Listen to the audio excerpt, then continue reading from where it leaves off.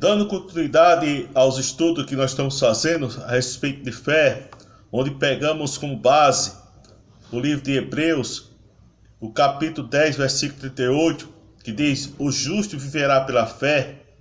Estamos fazendo um estudo de 8 lições e chegamos agora na 7ª lição. Nas primeiras lições, nós estudamos sobre a fé, elemento essencial para agradar a Deus. Depois estudamos fé, fruto do Espírito. Depois, fé, condições para a salvação. Depois, fé, o exemplo de uma vida de fidelidade a Deus. Depois, fé, evidência do dom do Espírito. A 6ª lição, fé, a batalha constante contra o mal. E agora a 7ª lição, com o tema fé, conservando a sã doutrina. O versículo-chave desse estudo de hoje está lá em 2 Timóteo, capítulo 4, versículo 7, que diz: combati o bom combate, acabei a carreira e guardei a fé. A manutenção da sã doutrina é um fato primordial para a saúde espiritual de uma igreja. Neste 7º estudo, nós vamos analisar a fé em seu sentido de corpo doutrinário, ou seja, como um conjunto de crença que caracteriza determinado segmento religioso. Também vamos ver a definição dos termos doutrina e sã doutrina, e também os principais desafios da fé cristã e como podemos conservar a sã doutrina em uma sociedade pluralista. Então, iniciando com o tema: o que é doutrina? Doutrina, a palavra doutrina deriva-se do grego didache. Nós podemos ver em Mateus capítulo 4, versículo 23, Mateus capítulo 9, versículo 35, Romanos capítulo 12, versículo 7, também 1 Coríntios capítulo 4, versículo 17, 1 Timóteo capítulo 2, versículo 12. Isso significa ensino ou instrução.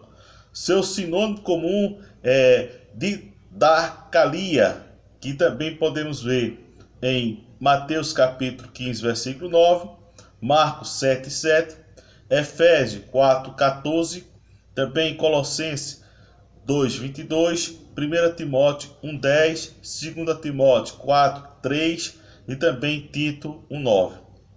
Os dois termos expressam tanto o ato de ensino, sentido ativo, como aquilo que é ensinado no sentido passivo.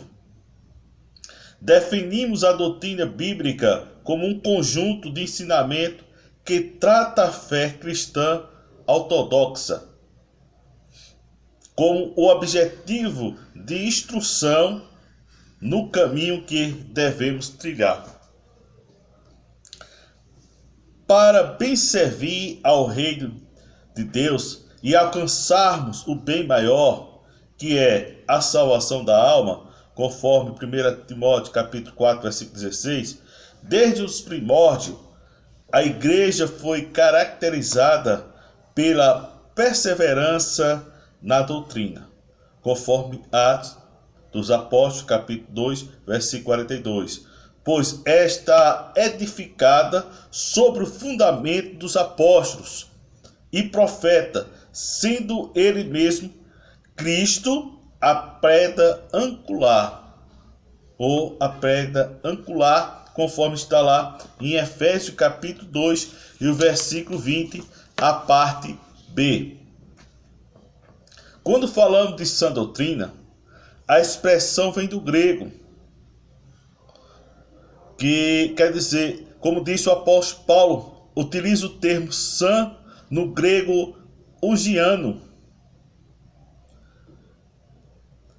A partir desse contexto da fisiologia em vogal, que tem como conotação o segmento de saudável, higido, ou seja, correto, aplicando-se aqui para designar a doutrina autêntica que transmite vida e bem-estar.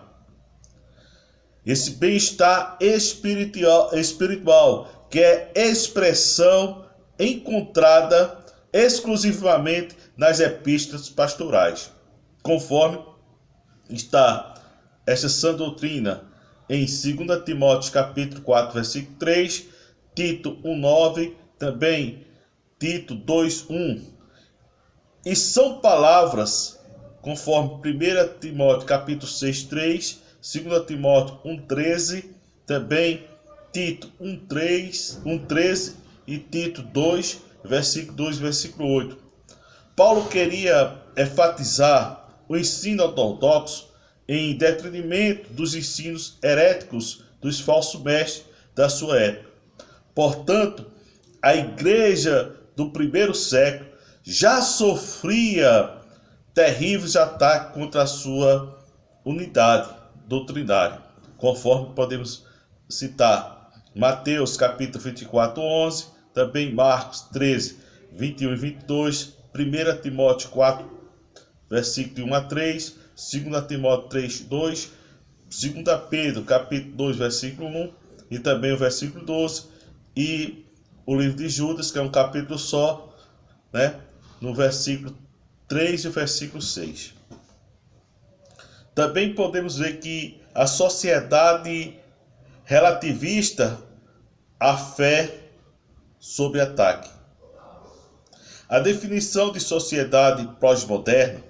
Sociedade pós-moderna é aquela que é marcada por uma tendência a repudiar a possibilidade de qualquer conhecimento seguro e sólido da verdade. Os pós-modernistas sugerem que, se a verdade objetiva existe, ela não pode ser conhecida de modo objetivo como alguns graus de certeza, conforme está lá nos pensamentos dele. Essa influência de pensamento pós-moderno na sociedade atual. A realização das crenças e valores e comportamento tem levado a sociedade a fazer apologia à união homoafetiva, à eutanásia, ao aborto, à prática legal do uso de droga, da prostituição, etc. Isso mostra o caráter da sociedade dos últimos dias, conforme Romanos, capítulo 1, versículo 19 e 22, também Efésios, capítulo 4, versículo 17 a versículo 19, 2 Timóteo, capítulo 3, versículo 1 a 5. No entanto, todas as coisas estão patentes aos olhos do justo juiz, conforme está em Romanos, capítulo 1, versículo 18, 1 Coríntios, capítulo 6, versículo 9 e 10, Hebreus, capítulo 4, versículo 13 e Apocalipse, capítulo 21, versículo 8. As influências do pensamento pós-moderno no mundo evangélico. Quando a filosofia do mundo pós-moderno passa a fazer parte da vida do cristão, consequências terríveis lhe sobrevêm, produzindo esfriamento espiritual, conforme Mateus, capítulo 24, versículo 12. Nesse estágio, o cristão deixa de levar a sério as verdades, exortações, promessas, ensino da palavra de Deus, conforme Marcos 1,15, Lucas 8,13, João capítulo 4, versículo 44 a 47 e João 8, versículo 46. Também produz indiferença espiritual, conforme 2 Timóteo capítulo 4, versículo 10. Demas, ele abandonou o apostolado na obra porque amou o presente século. Quando os valores do mundo são maiores que o reino de Deus, o crente começa a afastar-se do Senhor e da obra e dos irmãos, conforme Hebreus capítulo 4, versículo 16, Hebreus capítulo 7, versículo 19 e o versículo 25, Hebreus capítulo 11, versículo 6.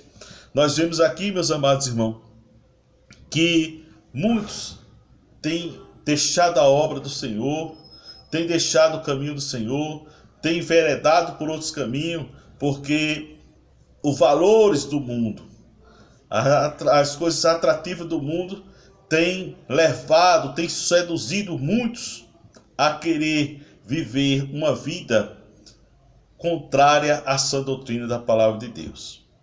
Também tem produzido o individualismo, conforme 2 Timóteo capítulo 3, versículo 1 a 5. Diótrefes só pensava em si mesmo, em sua posição de destaque. Infelizmente, irmão, tem pessoas da igreja que só pensam em si. Tem pessoas no nosso meio que só pensam em si. Esquece que somos membros do corpo de Cristo, onde a cabeça é Cristo. E todo membro tem que estar unido. Um depende do outro, para que o corpo esteja perfeito funcionamento. Mas há muitos que têm só pensado em si mesmo. O individualismo, conforme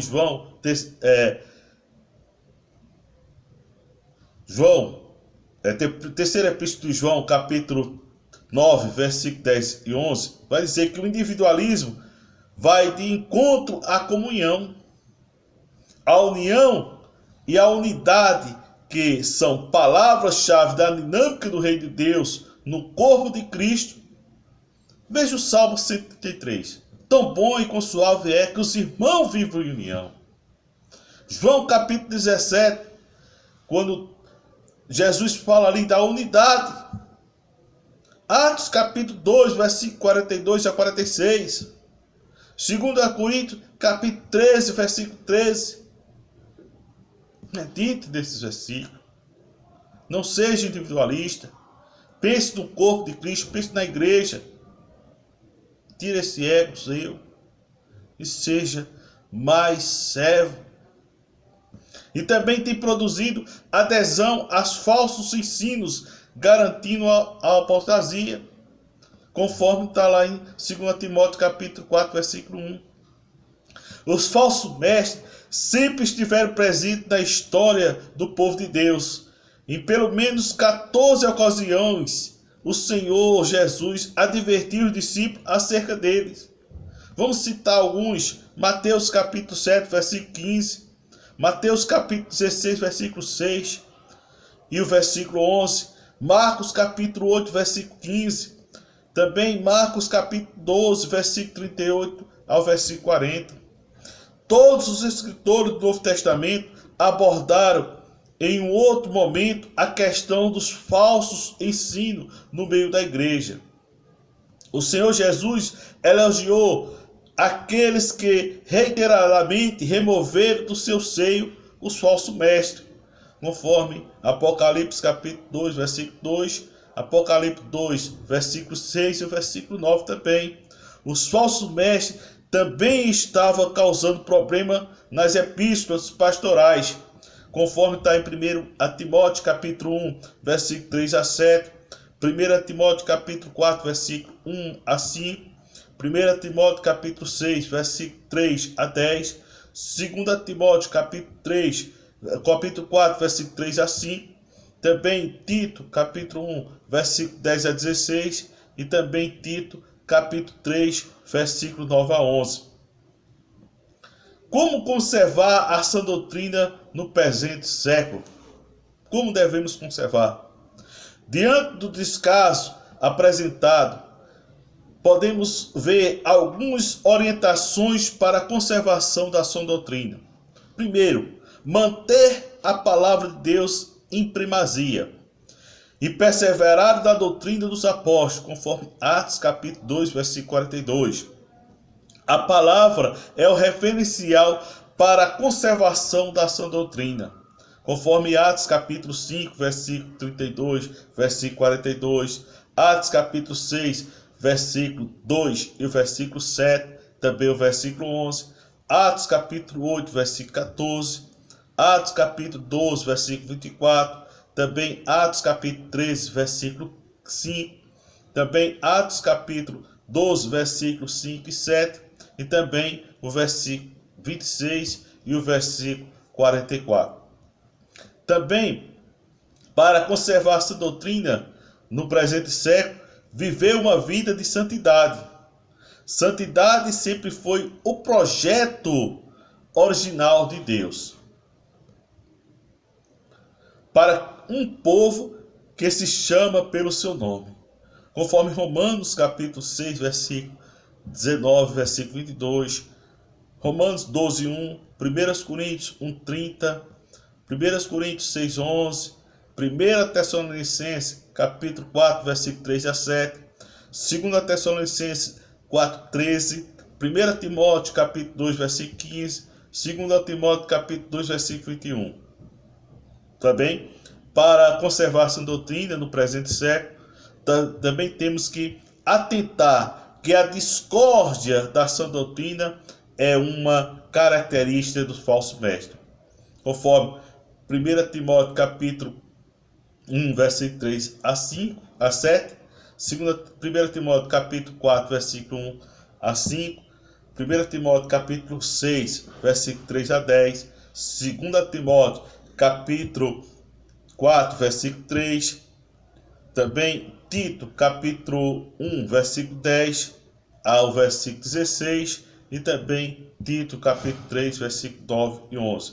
Manter a fé e a boa consciência por meio da palavra, conforme 1 Timóteo capítulo 4, versículos 6 e 9. Ser equilibrado, conforme 2 Timóteo capítulo 4, versículo 5. Ser sóbrio e manter a calma e o equilíbrio em todas as situações também. E rejeitar as vaidades e arrogância proporcionada pelo conhecimento vã, conforme 1 Timóteo capítulo 4, também 2 Timóteo capítulo 2, versículo 16, Tito capítulo 1, versículo 14 e Tito capítulo 3, versículo 9 a 11.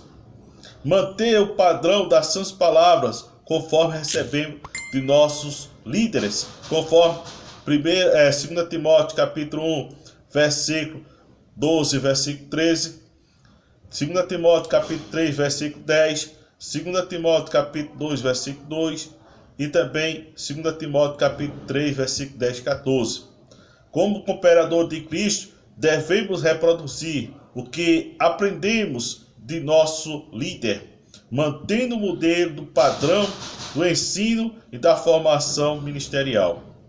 Conhecer com profundidade as Escrituras, pois ela é o nosso livro didático do exercício ministerial, conforme 1 Timóteo capítulo 4, versículo 13, também 2 Timóteo capítulo 2, versículo 15.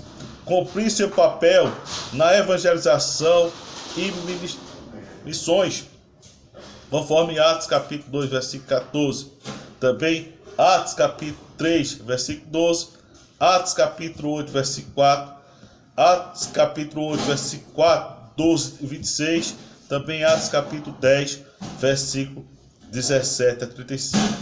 Um certo pensador já dissera: uma igreja que deixa de evangelizar já deixou de ser evangélica. Também buscar o batismo no Espírito Santo e a renovação espiritual, conforme Atos do Apóstolo capítulo 2, versículo 1 e 4, primeiro aos Coríntios capítulo 14, versículo 1, Colossenses capítulo 3, versículo 16. A ênfase paulina à igreja de Tessalônica era a de não apagar e extinguir as ações sobrenaturais do Espírito Santo na igreja, conforme está lá em 1 Tessalonicenses capítulo 5, versículo 19 e versículo 20. Orar e jejuar, conforme Mateus capítulo 9, versículo 37 ao versículo 38. Atos capítulo 1, versículo 14, versículo 24. Atos capítulo 2, versículo 42, versículo 46. Atos capítulo 3, versículo 1. Atos capítulo 4, versículo 24 a 31. Atos capítulo 6, versículo 4 e 6. Atos capítulo 9, versículo 11. Também Atos capítulo 10, versículo 30, versículo 31, Atos capítulo 11, versículo 5. Uma igreja que não ora e não jejua está morta. Nós também temos que orar, temos que jejuar, temos que participar dos ensinamentos da palavra de Deus, buscar a manifestação do Espírito Santo, conforme 1 Coríntios, capítulo 14, versículo de 1 a 8, versículo 28 a 37 e o versículo 39. Esta foi a paz da igreja do primeiro século e deve ser vivida pela igreja de todos os tempos. É evidência do fruto do Espírito, conforme 1 Coríntios capítulo 13 e Gálatas capítulo 5, versículo 22, também Éfeso capítulo 2, versículo 10. Uma igreja que conserva a sã doutrina torna isso evidente da excelência moral de seu testemunho, sobretudo na sociedade, conforme Mateus capítulo 5, versículo 13 a 16, também 1 Pedro capítulo 2, versículo 9 e 10, também Tiago capítulo 2, versículo 14 ao versículo 24. Perseverar contra as falsas doutrinas. Efésios capítulo 4, versículo 11 a 16, 1 Timóteo capítulo 1, 3, 1 Timóteo capítulo 4, versículo 16, 2 Timóteo capítulo 3, versículo 10, Tito capítulo 1, versículo 9, Tito 2, 10 e também 1 de João capítulo 1, versículo 10. Então, para concluirmos esse tema, fé conservando a sã doutrina, podemos dizer que a palavra de Deus é o nosso guia e alerta. Ela nos ensina a combater o bom combate da fé, conforme 1 Timóteo capítulo 6, versículo 12. Perseverando aquilo que aprendemos e sabemos que aprendemos, conforme 2 Timóteo capítulo 3, versículo 14. Pois fiel é a palavra e digna de toda aceitação, conforme 1 Timóteo capítulo 4, versículo 10. Inspirada e útil para o ensino, para a repreensão, para a correção, para a educação e justiça, segundo Timóteo capítulo 3, versículo 16. Portanto, conservemos a sã doutrina, não apenas para obtermos saúde espiritual, como também para transmitirmos saúde aos outros, conforme 1 Timóteo capítulo 4, versículo 16. Que Deus abençoe os amados irmãos. No próximo estudo, o último estudo dessa sequência, nós vamos falar sobre quando a fé é provada. Vai ser a 8ª lição e última lição deste estudo. Que Deus abençoe os amados irmãos. Continue orando por nós, continue orando pelos nossos objetivos, para que Deus venha nos abençoar, para que Deus abra a porta e nos coloque lá, no lugar que almejamos, que esperamos, e que possamos ser um diferencial, mostrando que Deus ainda tem um povo separado para falar e proclamar e ser testemunho da luz que é Cristo. Que Deus abençoe os amados irmãos.